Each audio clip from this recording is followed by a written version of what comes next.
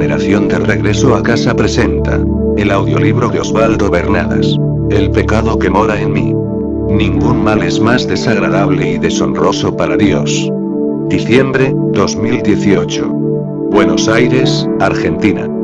Teología cristiana para adultos y jóvenes. Primera parte. Capítulo 1. El pecado que mora en mí. El pecado limita y condiciona tu ser. El pecado te descalifica ante Dios. El pecado es muerte segura. No lo cometas. Pedro Sebastián Ibarra. El pecado, en los escogidos de Dios, es una carga permanente, que lo atormenta y lo angustia, en lugar de ser un placer que lo seduce. Todo aquel que ha tomado la decisión de hacer la voluntad de Dios, vive sujeto a una tremenda batalla, entre los deseos sensoriales expresados a través de su mente y los deseos del nuevo hombre. La mente corrompida por el pecado se rehúsa a ser redimida. Cuando por gracia, se nos revela la coherencia divina, nos damos cuenta que no somos lo que creíamos ser, que todo lo de este mundo es efímero e ilusorio, y que por lo tanto vivimos bajo una identidad falsa, sujetos a una tremenda ilusión, creyendo ser lo que no somos. Yo sé muy bien que la ley de Dios es espiritual, mas yo vivo en la carne, vendido a sujeción del pecado. Porque lo que hago, no lo entiendo, ni lo que quiero, hago. Más bien, lo que aborrezco, es lo que hago. Y si digo hacer lo que no quiero, es porque reconozco que la ley es buena. De manera que no soy yo el que lo hago, sino el pecado que mora en mí. Yo sé que en mí, a saber, en mi carne, no mora el bien. Porque tengo el querer, mas hacerlo me resulta inalcanzable. Porque no hago el bien que quiero, mas el mal que no quiero, es eso lo que hago. Y si hago lo que no quiero, ya no lo hago yo, sino el mal que mora en mí. Así que, queriendo hacer el bien, comprendiendo que la ley de Dios es buena, reconozco que el mal está en mí. Porque según el hombre interior, me deleito en la ley de Dios, pero es otra la ley que gobierna mis miembros, que se rebela contra mi verdadero ser, y que me lleva cautivo a la ley del pecado que está en mis miembros. Miserable hombre de mí. ¿Quién me librará de este cuerpo de muerte? Gracias doy a Dios, por Jesucristo Señor nuestro. Así que, yo mismo con la mente sirvo a la ley de Dios, mas con la carne a la ley del pecado. Romanos 7, 14, 25. El apóstol Pablo describe de forma incisiva, la tremenda batalla que el ser debe afrontar, cuando se descubre como alguien diferente del cuerpo en el que habita, al que designa erróneamente como su yo. Este es el conflicto que se le presenta al creyente, consigo mismo. Este es el dilema que afronta a alguien que en la profundidad de su ser quiere obedecer la ley de Dios, porque ha comprendido, que la única fuente de gozo y de paz es Dios, esa persona que ya no soporta más vivir sujeto al engaño y a tanta ansiedad, pero que en determinadas ocasiones se ve impotente ante el poder del pecado que habita en su cuerpo. Este cuerpo está hecho de elementos materiales, y los 5 sentidos, de forma espontánea se atraen a los objetos de este mundo. La mente infectada por el pecado busca por todos los medios hacernos creer que a través de los objetos sensoriales, experimentaremos felicidad, mientras nosotros, desde una dimensión diferente, solo observamos. Cuando recibimos revelación de nuestra identidad verdadera, como hijos de Dios, y nos reconocemos como seres oriundos de otro entorno, como seres espirituales y eternos, la cosa se complica. Vida espiritual es declararle la guerra a nuestra mente infectada. Esto es algo real, intenso y muy fuerte. Es duro de aceptar, pero es así. Es mucho más fácil creer que con practicar un proceso religioso, ya es suficiente, con ser un buen hombre es bastante, cuando la verdad es que no es así. Creer que una religión te salva es una gran mentira. Pablo lo dice claramente. Miserable de mí. ¿Quién puede creer que será feliz en un mundo donde gobierna la enfermedad, la vejez y la muerte? Solo alguien que ha sido completamente engañado, que se encuentra sumergido en un estado de total oscuridad puede creer algo así. Pablo continúa diciendo, ¿quién me librará de este cuerpo de muerte? La paga del pecado es muerte, mientras que la dádiva de Dios es vida eterna en Cristo Jesús, nuestro Señor. Romanos 6, 23. La paga del pecado es muerte, o sea una total ausencia de vida. Las escrituras son muy contundentes al respecto. Porque si vivís conforme a la carne, ciertamente moriréis. Mas si por el Espíritu haces morir las obras de la carne, viviréis. Romanos 8:13. La palabra pecado viene del griego, hamartía, que significa errar el blanco. Es un término usado en arquería. Pecar es desviarnos del propósito para el cual fuimos creados. Es darle la espalda al Señor, es hacer caso omiso a su consejo, a su amor y a su ley. El sistema social de este mundo está diseñado para hacernos pecar. Constantemente somos influenciados a través de la publicidad a consumir pecado, y cuando más comprendamos la profundidad de esta declaración de Pablo, cuando más maduros nos volvemos, más nos damos cuenta de la gravedad del pecado que mora en nosotros. Salvación no es un pasatiempo, es guerra entre la materia y el espíritu. Salvación es para valientes. El reino de Dios no es para mediocres y conformistas, es para gente osada. Porque el deseo de la carne es contra el espíritu y el del espíritu es contra la carne. Y estos se oponen entre sí, para que no hagáis lo que quisierais. Gálatas 5:17. No hay un mal peor que el pecado. Nada es tan malo como el pecado. El pecado te insensibiliza. Anestesia tu conciencia, te adormece. Un pecador está muerto, aunque su cuerpo dé señales de vida. El pecado es lo malo sobre todo lo malo. Ningún tormento es comparable al que nos produce el pecado. Ningún mal es más desagradable para Dios, ni destructivo para nosotros como el pecado. Una vida de pecado es peor que la misma muerte. Una vida de pecado es una vida en el infierno.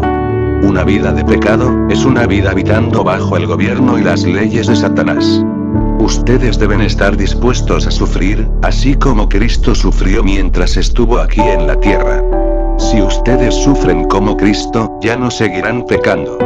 Eso demostrará que han dejado de seguir sus malos deseos, y que dedicarán el resto de su vida a hacer lo que Dios quiere que hagan. Por mucho tiempo ustedes vivieron conforme a las concupiscencias de los hombres. Tenían vicios y malos deseos, se emborrachaban, participaban en fiestas escandalosas, y lo más terrible de todo, adoraban ídolos. Como ustedes ya no se juntan con el mundo, al mundo le parece cosa extraña que no corran con ellos en el mismo desenfreno de disolución, y los ultrajan. Ellos tendrán que dar cuenta al que juzga a los vivos y a los muertos. Por esto ha sido predicado el Evangelio a los muertos, para que sean juzgados en carne según los hombres, pero vivan en espíritu según Dios.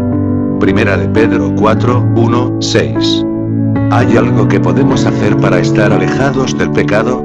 De hecho que sí, y lo primero que debemos hacer, es ser conscientes que declarar la guerra al pecado no es un juego, que es una tarea muy seria.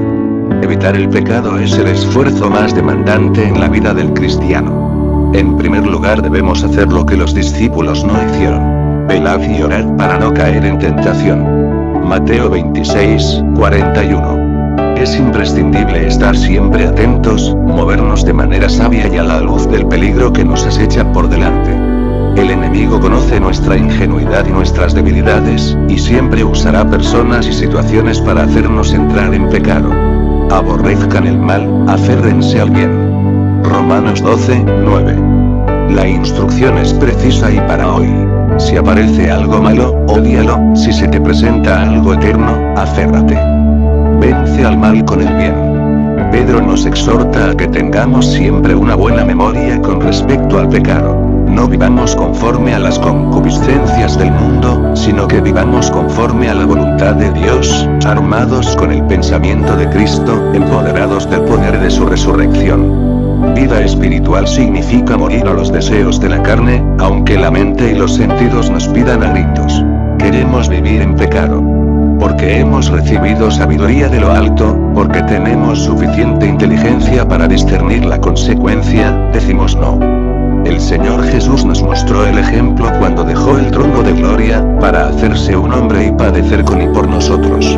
Y Jesús se fue un poco más adelante, se inclinó hasta tocar el suelo con la frente, y oró diciendo: Padre mío, si es posible, pasa de mí esta copa, líbrame de este trago amargo. Pero que no se haga lo que mi carne quiere, sino que se haga tu voluntad. Mateo 26:39. En esta oración, Jesús nos revela que el pecado siempre será atractivo para la carne. Los sentidos de este cuerpo sienten una atracción espontánea hacia lo prohibido. Cuando los sentidos son tentados, esa información es recibida en la mente. Si esa información no es detectada a tiempo y puesta bajo control, arrastrará a la inteligencia a hacer lo que sea necesario para conseguir satisfacer tal demanda, destruyendo especulaciones y todo razonamiento altivo que se levanta contra el conocimiento de Dios, y poniendo todo pensamiento en cautiverio a la obediencia de Cristo. Segunda de Corintios 10:5. Sin controlar la mente, el ser humano llega a realizar actividades de las más abominables. Aunque estas actividades son autodestructivas, es tan fuerte la ilusión que nos produce el pecado, que las realizamos convencidos de que nos darán felicidad. El pecado nos seduce, nos alucina, nos embruja de tal manera que nos separa de lo valioso y de las personas que realmente nos aman. Para ilustrar cómo el ser humano se vuelve una víctima fácil del cautiverio que le ocasiona este flagelo, el Señor Jesús contó una historia maravillosa, la que el famoso filósofo y escritor trascendentalista, Ralph Waldo Emerson, llamó la pequeña historia mayor del mundo. Capítulo 2. Un hombre tenía 2 hijos. Esta es sin lugar a dudas la historia más popular de las contadas por Jesús, conocida como la parábola del hijo pródigo o el hijo perdido. Es el desgarrador relato de aquel joven que, inducido por la fuerte ilusión del pecado, destrozó el corazón de su padre, aunque nunca perdió el amor que su padre sentía por él. Un hombre tenía 2 hijos. El menor de ellos le dijo a su padre: «Dame la parte de los bienes que me corresponde». Y el padre le repartió los bienes. Juntando todo, el hijo menor se fue lejos a una provincia apartada, y desperdició sus bienes viviendo perdidamente. Cuando todo lo hubo malgastado, vino gran hambruna en aquella provincia, y comenzó a faltarle. Se arrimó a uno de los ciudadanos de aquella tierra, el cual le envió a que apacentase cerdos. Él deseaba comer de las algarrobas que comían los cerdos, pero nadie le daba. Y volviendo en sí, dijo: «¿Cuántos jornaleros en la casa de mi padre tienen abundancia de pan, y yo aquí perezco de hambre? Me levantaré e iré a mi padre, y le diré: Padre, he pecado contra el cielo y contra ti. Ya no soy digno de ser llamado tu hijo. Hazme como a uno de tus jornaleros». Alzándose, fue a su padre. Y cuando aún estaba lejos, lo vio su padre, y éste fue movido a misericordia, corrió, y se echó sobre su cuello, y le besó. El hijo le dijo: «Padre, he pecado contra el cielo y contra ti». Pero el padre lo calló y dijo a sus siervos: «Sacad el mejor vestido, y vestidle. Y poned un anillo en su mano, y calzado en sus pies. Traed el ternero gordo y matadlo, comamos y hagamos fiesta. Porque este mi hijo muerto ha revivido. Se había perdido, y hoy es hallado». Mientras se regocijaban, su hijo mayor estaba en el campo, y oyó la música y las danzas. Y llamando a uno de los criados, le preguntó qué era aquello. Él le dijo: «Tu hermano ha venido, y tu padre ha hecho matar el ternero gordo, por haberle recibido bueno y sano». Entonces se enojó, y no quería entrar. Su padre salió, y le rogaba que entrase. Mas él, respondiendo, dijo: «Tantos años te he servido, no habiéndote desobedecido jamás, y nunca me has dado ni un cabrito para gozarme con mis amigos. Pero cuando vino este tu hijo, que ha consumido tus bienes con rameras, has hecho matar para él el becerro gordo». El padre le dijo: «Hijo, tú siempre estás conmigo, y todas mis cosas son tuyas. Era necesario hacer fiesta y regocijarnos, porque tu hermano estaba muerto, y ha revivido. Se había perdido, y fue hallado». Lucas 15, 11, 32. Esta estupenda historia fundamentalmente recalca la gracia de Dios hacia los descarriados que se arrepienten genuinamente, ilustrándonos de forma muy realista y vívida, el completo significado del Evangelio del Reino de Dios, en toda su magnificencia, gracia y belleza. Dios valora de manera infinita su gloria personal. Él se goza en hacerlo. Cuando su gloria es mayor, su gozo es mayor. De forma extraordinaria el Señor se glorificó grandemente al llevar a cabo toda la extravagante manifestación cósmica, llena de infinitos colores, formas, sabores, sonidos y aromas. Sus obras son inigualables y todas exponen su glorioso y singular poder. Pero de todas sus obras, la que más resplandece, sin lugar a dudas, es la obra de la redención. El entero cosmos y todas las especies de vida, son creadas de la nada, en cambio cuando redime al pecador, otorgándole nueva vida, Él lo hace a partir de materia corrupta. Es ahí donde la manifestación de su gloria muestra su esplendor y un mayor gozo se manifiesta. Os digo que hay más gozo en el cielo por un pecador que se arrepiente que por 99 justos que no necesitan arrepentimiento. Lucas 15, 7. El sumo gozo de Dios está en la salvación de un pecador. Para explicar esto es que Jesús relató esta historia.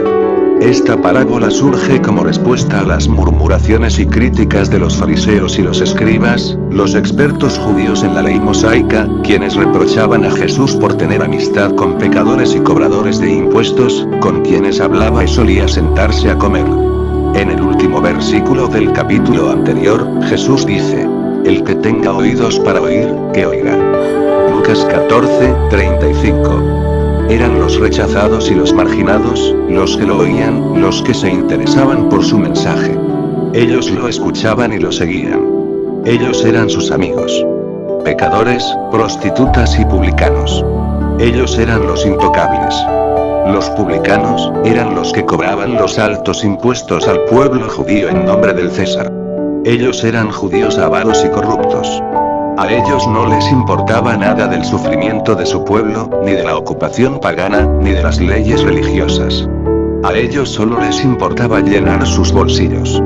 Ellos compraban franquicias que los romanos vendían, para cobrar los tributos para el César, quedándose con el excedente recogido. Ellos tenían control absoluto sobre el dinero. Ellos otorgaban préstamos utilizando métodos de usura, y eran protegidos por los soldados romanos. Los publicanos eran algo así como la Cosa Nostra de Israel. Ellos eran una verdadera mafia. Eran considerados los peores traidores. Eran expulsados de las sinagogas, de sus familias y excluidos de todo evento religioso. Eran los más odiados por el pueblo. Este tipo de individuos eran los que se acercaban a Jesús y lo seguían. Publicanos, prostitutas y pecadores. Al ver esto, los religiosos legalistas se agarraban la cabeza. Ellos se escandalizaban, criticando semejante asociación. Su supuesta pureza era tan grande que les resultaba improbable la posibilidad de exponerse a la contaminación de tales pecadores. Los religiosos de la época estaban tan ciegos por el legalismo, y tan lejos del propósito de Dios, de su gloria y de su voluntad, que no podían entender la magnitud de la obra redentora que se estaba llevando a cabo a través de su Hijo. En respuesta a esta controversia y a este comportamiento inmisericordia y frío es que el Señor suelta esta maravillosa narración.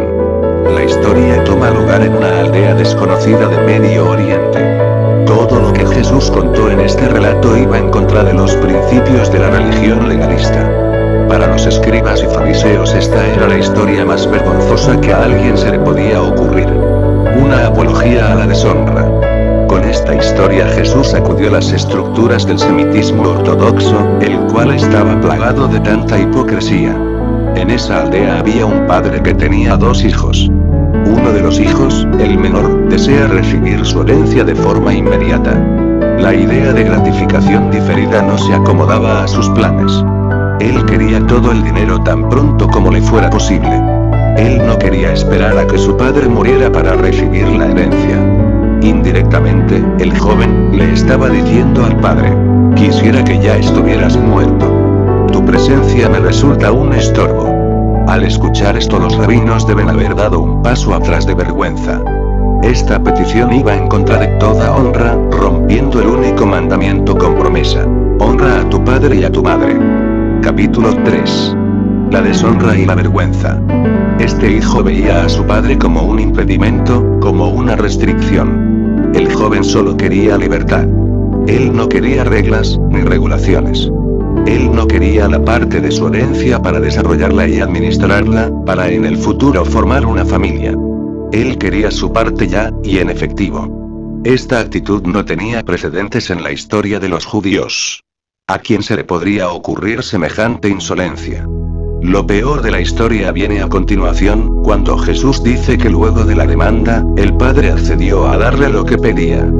Cuando todos esperaban que el padre indignado diera una fuerte bofetada a su hijo en público, preservando su honra y protegiéndose de la vergüenza, por el contrario, de forma desconcertante, él lo consintió. Esta actitud superó todos los parámetros de cordura de los oyentes. El padre patrocinó la rebelión de su hijo, deshonrándose a sí mismo. La historia les resultaba patética de principio a fin. ¿Qué clase de hijo pediría algo así, y qué clase de padre se lo otorgaría? ¿Dónde estaba el hermano mayor, mientras todo esto sucedía? ¿Acaso su deber no era proteger la honra de su padre, y el futuro de su hermano menor, quien estaba provocando su propia perdición? Dividir esa fortuna no debe haber sido una tarea fácil.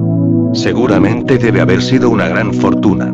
La historia habla de sirvientes, de trabajadores, de músicos contratados, de propiedades y de ganado, lo que nos induce a creer que se trata de una familia muy rica. Para convertir esa parte de sus bienes en efectivo rápidamente, es obvio que el padre habrá tenido que liquidarlos a un bajo costo. Al joven no le importó perder parte de su herencia. Movido por la lujuria y la pasión, el joven tomó ese gran tesoro y viajó a tierras lejanas. Es interesante detenernos en este punto de la historia y analizar el hecho de por qué se fue lejos, donde nadie lo conocía. Podríamos preguntar, ¿por qué no se quedó en su pueblo, pudiendo salir todas las noches de parranda, regresando después de cada madrugada de juerga a la casa de su padre? La verdad es que esa no es la forma como actúa el pecado. Cuando nuestras intenciones son malignas e indecentes, siempre buscaremos la peor oscuridad, en el mayor estado de tinieblas. Cada vez que leo esta historia, recuerdo cuando vivía en Bariloche, un valle en las montañas del sur argentino. Es un lugar famoso por sus pistas de esquí, por su gran lago, por sus paisajes y otras muchas atracciones turísticas. Es costumbre que todos los años los jóvenes de todo el país realizan su viaje de egresados a esa ciudad. Son días en que estos jóvenes se comportan de una forma desenfrenada. Ellos se sienten libres estando lejos de sus hogares. Drogas, alcohol en enormes cantidades y prácticas sexuales de lo más pervertidas abundan. Estando en medio de todo este libertinaje me solía preguntar acerca de los padres de estos jóvenes. ¿Cómo se sentirían si vieran a su hija en el noticiero, desnudándose en la calle y teniendo sexo a la vista de todos, o viendo a su hijo completamente drogado en medio de toda esa obscenidad? ¿Por qué los estudiantes se comportan así? La respuesta es simple. El hecho de estar lejos de casa, donde nadie los conoce, donde sus lazos filiales, culturales y morales son dejados de lado, hace que todas sus inhibiciones desaparezcan. Simplemente se sienten libres para actuar de forma antojadiza y desordenada, sin que nada los restrinja. Ellos creen que nadie los ve. Esto fue lo que hizo el hijo pródigo. Él se alejó lo más posible de las restricciones del hogar y lo más lejos de toda rendición de cuentas. Se fue a una provincia bien lejana, donde nadie lo conocía, donde su padre no lo veía, ni su hermano, ni siquiera los sirvientes de su familia. En ese lugar él desperdició todas sus pertenencias.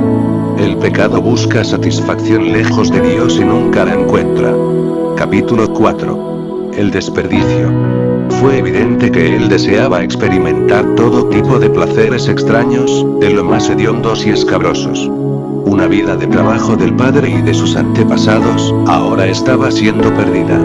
Solo por el deseo de actuar caprichosa y pervertidamente, en total rebeldía en contra de los principios de Dios.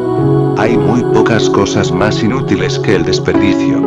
Semejante rebelión generó la idea de un funeral en la familia. Desde ese momento el padre sintió que su hijo había muerto. El joven sin escrúpulos, ni moral, derrochó todo el dinero de la forma más necia, malgastándolo en actividades ilícitas de las más oscuras. Para describir tal actitud surge en el idioma la palabra pródigo. Un pródigo es quien disipa su futuro, desperdiciando todo de forma irresponsable. No hay cosa más ofensiva que recibir un gran regalo y desperdiciarlo. El hombre rebelde de este mundo suele ser así. Dios nos da tantos hermosos regalos y los disipamos de forma estúpida, creyendo que para eso fue hecha la vida.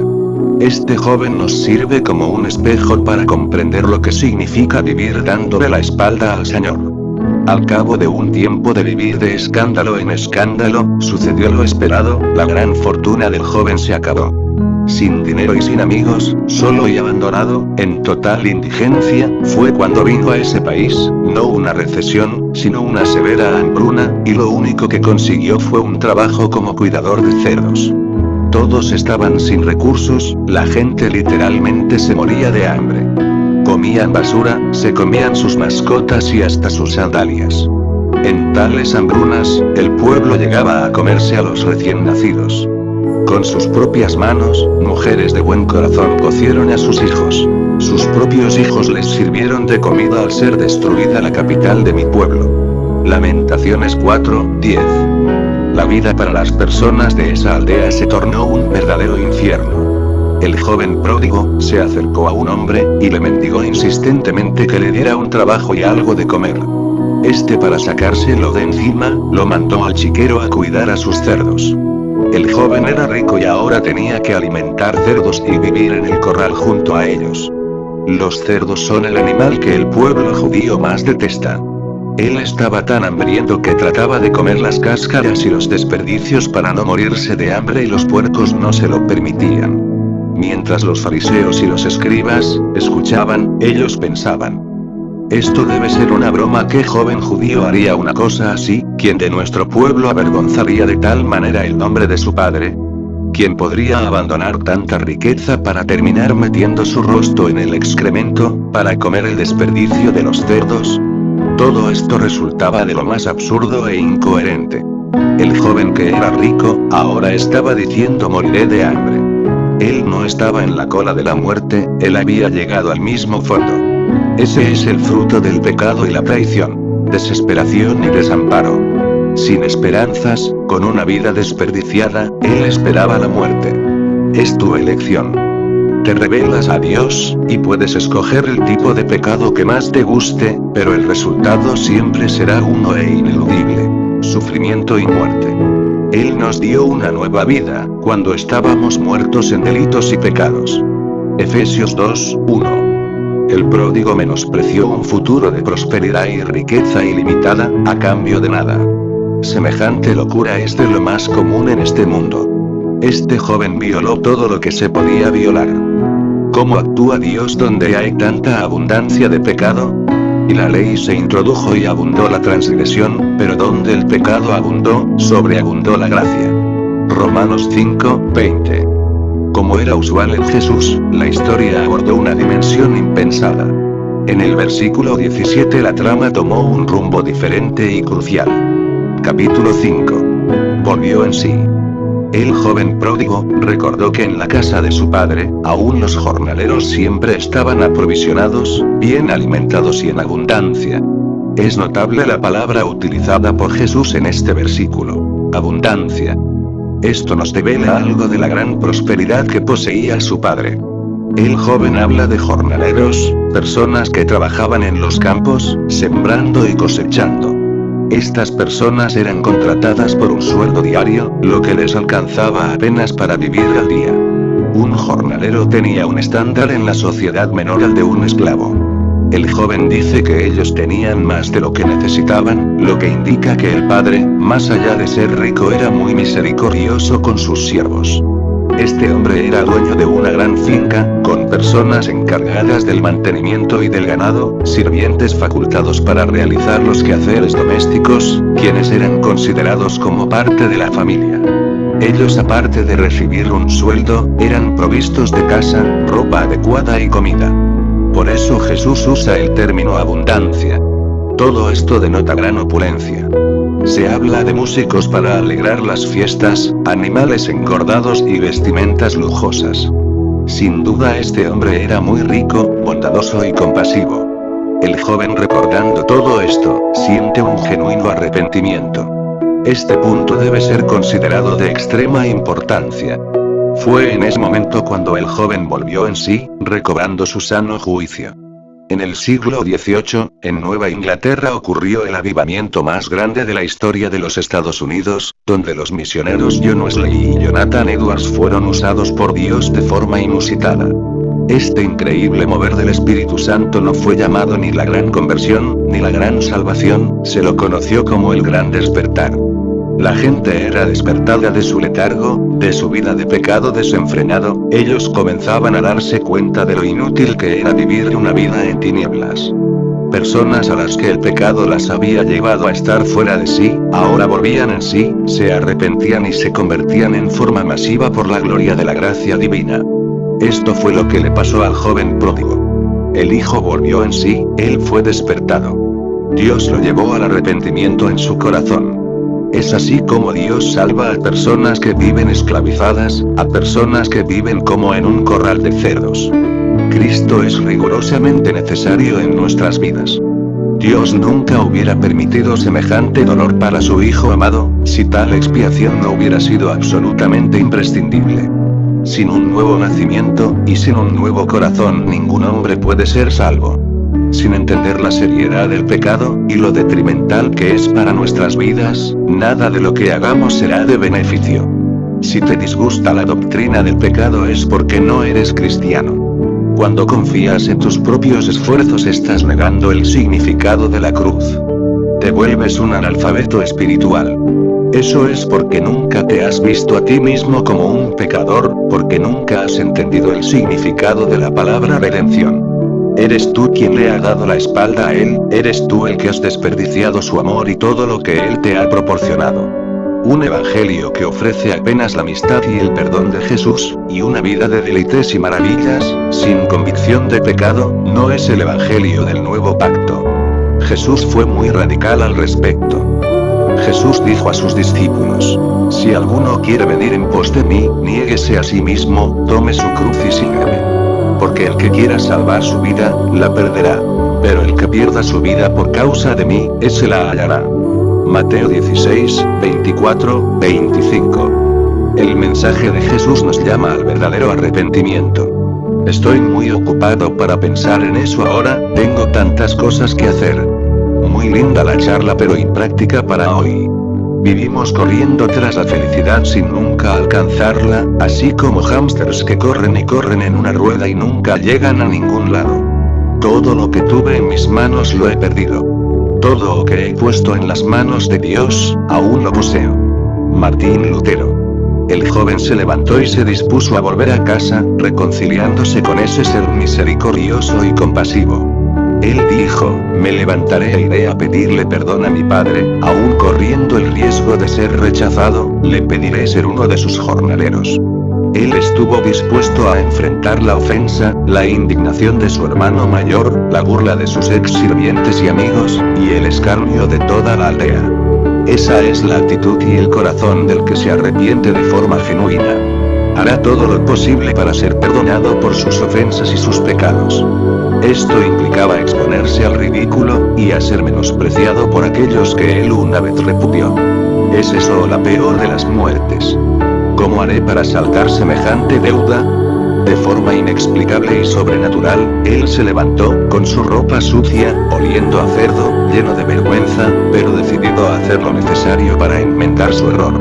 Mientras visualizaban la escena, los escribas y los fariseos pensarían: al fin el joven recibirá la lección y el padre pondrá en alto su honor. Llegó la hora de que lo discipline avergonzándolo frente a todo el pueblo. Si hasta ahora esta historia les había parecido una gran locura, la verdadera incoherencia la estaban por escuchar. El hombre mundano no percibe las cosas que son del Espíritu de Dios, porque para él son locura. Y no las puede entender, porque solo se han de discernir en el Espíritu. Primera de Corintios 2, 14. A pesar de los pronósticos, el padre nunca había perdido las esperanzas de que su hijo regresara, y cuando a lo lejos vio acercarse una figura con una forma de caminar que le resultó familiar, él pudo comprender que era su hijo, a quien él y todos en aquella aldea ya daban por muerto. En esa época los hombres no usaban pantalones, ni jeans, sino unas largas túnicas, muy incómodas para correr. Levantando sus faldas hasta las rodillas, las ató con su cinturón y corrió calle abajo al encuentro de su hijo, para recibirlo en sus brazos. Esto implicaba una tremenda deshonra para el padre. Los hombres nobles de Medio Oriente nunca corrían, ni mostraban sus piernas, aún así a él no le importó la etiqueta, y corrió a su hijo. Él quería llegar lo antes posible a su hijo para evitarle el escarnio, mientras sus sirvientes y los habitantes de la aldea miraban asombrados. El padre, movido a misericordia, se echó sobre el cuello de su hijo, y simplemente lo besó repetidamente por toda su cabeza, sin tomar en cuenta el olor, ni la suciedad. No hubo reprensión, amonestaciones, ni regaños, solo amor filial, expresado en el abrazo de un padre. Él lo recibió de forma plena como hijo, ofreciéndole total reconciliación. El hijo quiso pedir perdón, pero el padre no quiso oírlo. Aunque el muchacho trató de expresarle que ya no era digno de ser llamado hijo, el padre no lo dejó hablar. Esto solo tiene un nombre: gracia. El joven hizo lo que todo pecador arrepentido debe hacer, él se sumergió en la compasión de su padre. Esto es lo que más enfurece a los fariseos. Ellos se encolerizaban al ver a Jesús acercándose por gracia a los pecadores, abrazándolos, perdonándolos y reconciliándose con ellos, restaurándolos y devolviéndoles el estatus de ser hijos. La gracia del Padre es el regalo inmerecido que Jesús nos vino a ofrecer. Dios encuentra al pecador antes de que el pecador lo encuentre a él. Dios encuentra gozo en la salvación. Esa es la esencia de la historia. Ese es un atributo de Dios que por lo general obviamos. La religión nos vende a un juez sancionador, mientras que Cristo a través de esta maravillosa historia nos recuerda a ese Padre que todos los días está dispuesto a comenzar de cero, renovándonos su misericordia. Desde lejos el Señor apareció, y me dijo: con amor eterno te he amado, y por eso cada día yo renuevo y te prolongo mi misericordia. Jeremías 31:3. El padre lo volvió a su hijo amado el objeto de su generosidad, diciendo: traigan la mejor túnica que encuentren en toda la casa. Este hombre seguramente tendría una túnica carísima, bordada y decorada con piedras preciosas, exclusiva para ocasiones muy especiales. Pónganle calzado y el anillo con el sello familiar. El anillo lo acreditaba nuevamente como hijo. Ese anillo llevaba el símbolo de la familia, el cual se colocaba sobre cera, en documentos oficiales, y mandó a que mataran el animal más gordo e hicieran una gran fiesta. Comamos y bebamos, estemos muy alegres, porque mi hijo estaba muerto pero hoy ha vuelto a la vida. Esta fue la maravillosa manifestación de la gracia de Dios triunfando sobre el pecado.